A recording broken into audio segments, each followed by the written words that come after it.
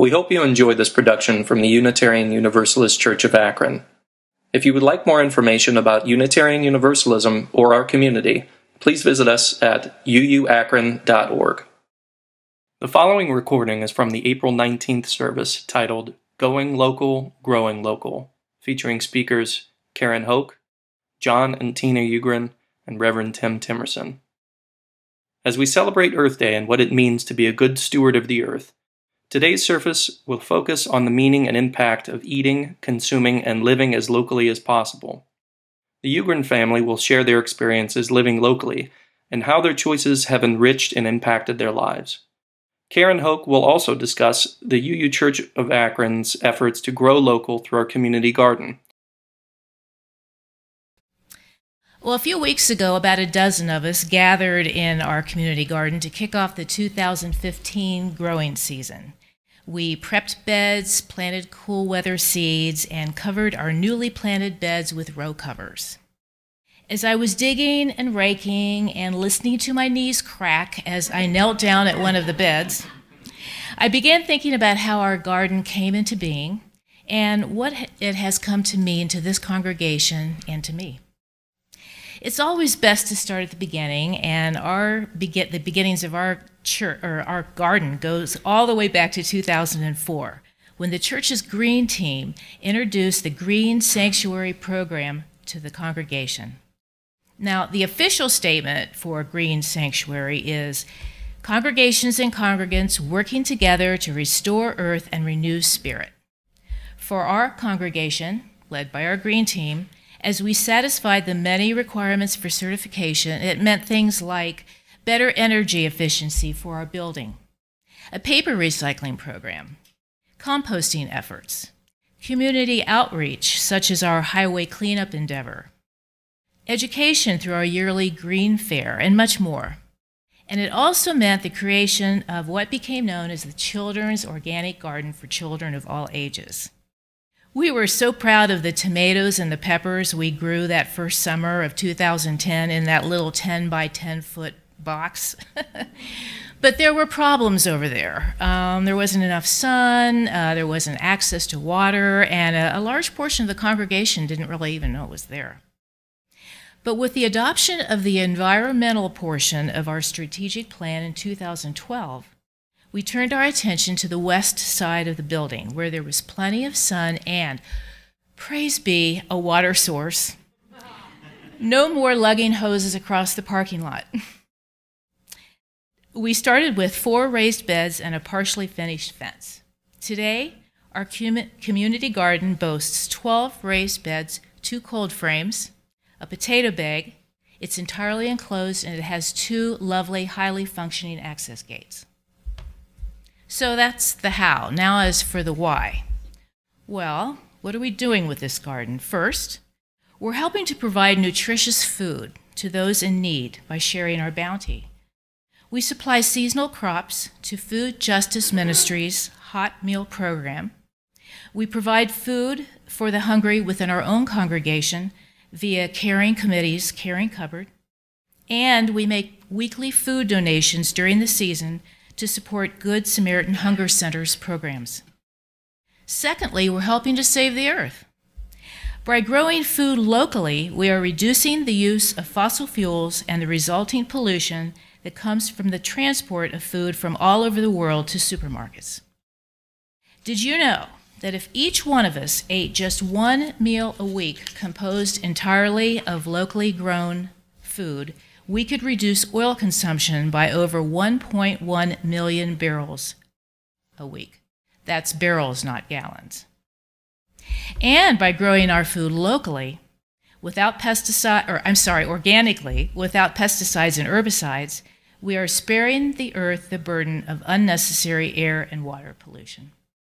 And speaking of growing organically, think about the scary stories we've heard lately about salmonella. Think about unpronounceable preservatives, genetically modified foods, mysterious additives. According to the EPA, we use over 1 billion tons of pesticides on our crops in this country every year. Well, the food we're growing in our organic community garden is not only safe for the earth, but safe for us to consume without worrying about any of those things. Now, none of this comes easy. Sowing, watering, weeding, staking, tying, pruning, fertilizing, harvesting, it's a never-ending series of tasks that goes on for months and months. It's work. And if it was just Tom and Jenny and I out there all by ourselves doing that, it would get done. Luckily, we're blessed with a very large resource of willing workers. All of you. Because of you, there's always somebody willing to show up for work on a garden work day, ready to wield a shovel or a hammer regardless of the weather. Because of you, I'm always able to find volunteers to take a week of weed and water duty. And because of you, I look around as I'm digging and planting and I see companions. Men and women who have become not only comrades with a common goal, but precious friends. We laugh, tell stories, share secrets, and get to know each other as we work alongside one another. We're not just growing food, we're growing friendships. And to me, that's one of the best benefits of all. On June 6th, we will be planting our summer crops. Please think about joining us as we grow together. Thank you.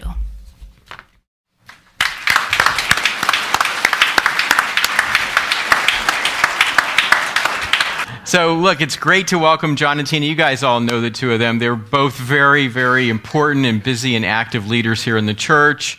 I mean, Karen is the sort of, she along with Jenny are really the founders of the community garden. Tina is really the founder of Food Justice Ministry in this church. And John has been involved in, I don't know, John, everything? Is that kind of sums it up about right? Almost. Just about, yeah. So we are so blessed to have them as leaders of this community, and they're going to share with us their story of living locally here in Akron. So take it away, guys.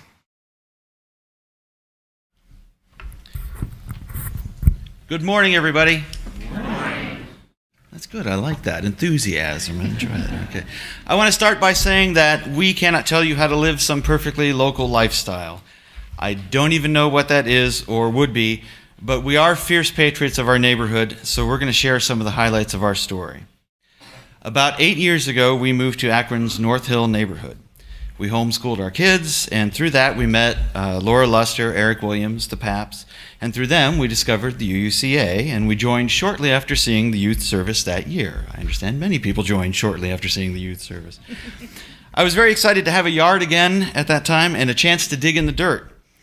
As many UUs are, we were aware about global warming and many of the things that Karen talked about, but I didn't consider our backyard to be gardenable.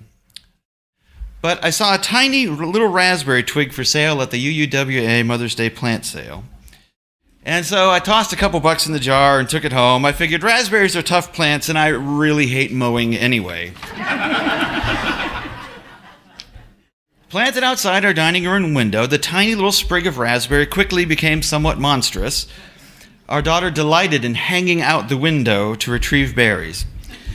Now, for a month or so in the summer, our family regularly consumes about $50 worth of organic black raspberries per day, sometimes more.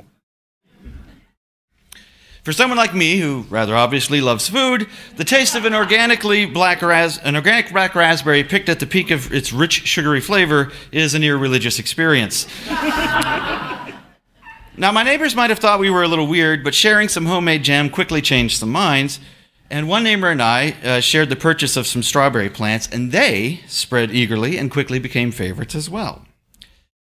I began to experiment with vegetable gardening, first directly in the soil and later in raised beds, which I constructed using concrete blocks. I learned and implemented companion planting and put in a few shrubs and left weeds to grow in the corners to protect and shelter predators. I started a personal war on grass.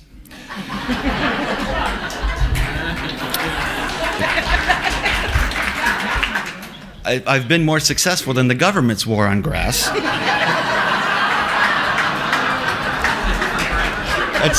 Sorry, I don't mean to go off script here, but sometimes you gotta go with the flow. In a few years, our backyard became more lush and inviting than any square of grass could be. While I'm digging or hoeing, while I'm digging or hoeing or weeding, and listening to my knees crack. I'm surrounded by my allies: wasps, bees, worms, beneficial herbs, even centipedes. Gardening organically, even in the tiny space of my backyard, creates a complicated ecosystem. And it may sound cheesy, but often I find myself humming or chanting a little mantra to ease the pain in my knees and back. And if you know it, feel free to sing along, and I bet you a lot of you do. From you I receive, to you I give. Together we share, and from this we live. It is really hard to follow him. I wrote this.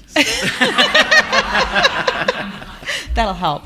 Well, John was working in the garden. I was working at Kent State University, and our single largest use of the car was me driving back and forth to work every day. So I bought a bike from Wheel and Wrench, and believe it or not, with a little practice, I was able to go from our North Hill neighborhood to Kent State in about 45 minutes, even with the hills. And I say, if I can do it, anyone can do it. Thank you. It was pretty fun. With that success and encouragement, we purchased a small fleet of bikes, and the kids and John and I, even got a wagon for groceries, and we enjoyed the freedom of feeling of biking as a family and doing a lot of our grocery shopping while biking. Reveling in that defiance of the status quo, we even tried to go car-free for a year. That was tough and didn't work out. Too many aspects of our culture assume that anyone can be anywhere and any time, which is both tragic and unjust, because as we discovered, there are many people in our society who just don't have access to reliable motor transport, and we've come to believe they shouldn't need it. We also got to intimately experience how our car-centric culture has impacted our neighborhoods and our cities. Leaving aside global warming, pollution, and other related issues, wide roadways divide neighborhoods and end up harming the communities in which they were intended to serve. They create a feeling of insecurity and yoke us with high-maintenance burden that is not offset by the short-term economic gains. You can see this for yourself. Just stand on the sidewalks of Highland Square and Main Street in North Hill and compare how you feel in both places. Even so, we're still forced to conclude that we couldn't live a full life in Ohio right now without using our car. John and I started our own consulting business just last year, and so we had a lot of free time and a lot of anxiety. And so given that we're bike enthusiasts, when I saw an announcement for Switching Gears Conference on active transportation, I registered us. And while there, we had the honor of seeing a fellow UU named Jason Roberts talk about a project called Better Block. And Better Block is a temporary makeover of a block, and this really fit with our overall where we were heading in our thinking. It's kind of a flash mob urban planning designed to give physical form to neighborhoods' best visions and hopes for what a block could be. Pop-up businesses fill vacant storefronts and give locals a taste for entrepreneurship. Streets are narrowed, we add bike lanes and pedestrian walkways are striped in. Trees, seating, art, and parklets are set up to create an inviting place to linger. All this combines to inspire permanent changes that reactivate old neighborhood commercial centers. When we left that meeting, John was enthusiastic. By enthusiastic, she means a danger to himself and others. As we were bicycling home along North Main Street, I kept flailing my arms about, shouting things like, "Look at those buildings, they're just like he was talking about. This street's so wide, we can do anything we want with it." Honestly, we're both excited, although not quite. Our larger neighborhood, North Hill, is home to several diverse refugee and immigrant groups, as well as the old Italian community for which we're known. While some tensions may be high, so is the energy level in North Hill. And we thought the Better Block, we hoped, could be a way to unify the community and create a new identity. It might even reshape the neighborhood physically to improve our health and safety. But how could we do it? At that point, remember, we just started our own business, we had no income. But Jason Roberts said that if you really want to get creative, you should take a zero off of your budget. But you still need digits at the front to take zeros off of. Luckily, though, we had a number of allies to make the story short. And Better Block is going to be May 15th through 17th at the intersection of Cuyahoga Falls Avenue and North Main Street. It's going to have the pop-up stores I mentioned from several ethnicities, as well as temporary bike lanes, park spaces. Over 40 trees are going to be brought in. It's going to be an amazing space. So we hope you'll come and maybe even volunteer beforehand. So we're also in the Hannah Hall afterwards if you want to get more detailed information. By creating a healthier and more diverse local economy, we hope to enjoy and share more benefits from living more locally. But you don't have to put all the time and effort we have into the Better Block to start living locally. You don't have to shop exclusively at Mustard Seed or Krieger's to start living locally. You don't need to give up your car or to start living locally. Sometimes you can start living locally with one tiny raspberry cane that somebody donated at the UUCA UUWA plant sale. Thank you.